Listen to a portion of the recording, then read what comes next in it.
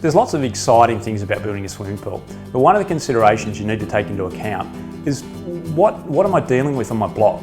In many cases we are out at properties that have things such as easements. That's areas that you just can't build over. It really sort of belongs, it's on your property, but it really belongs to the council. Other considerations are things like main sewer lines and so forth. There's a house sewer line that generally connects to main sewer lines, unless you're on a system such as a septic tank, and that's a different consideration altogether.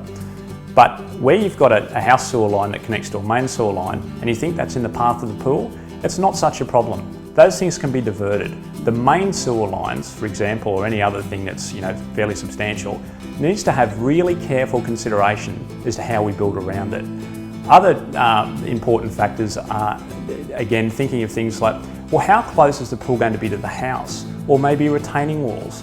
They're the sorts of considerations we need to really look at and ensure that when a pool's being built, really when an excavation is being created for the pool, that we're not going to undermine any of those structures. So these are just general things that we really want to take into account.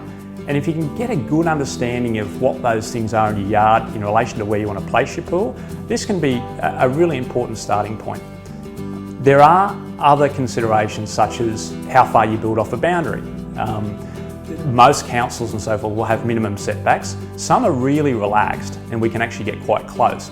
But the key thing is just start thinking about where that pool's going to go, what services and so forth you think might exist there, and anything that you might think might be a potential issue in terms of us coming out and starting to dig that pool in the position you want.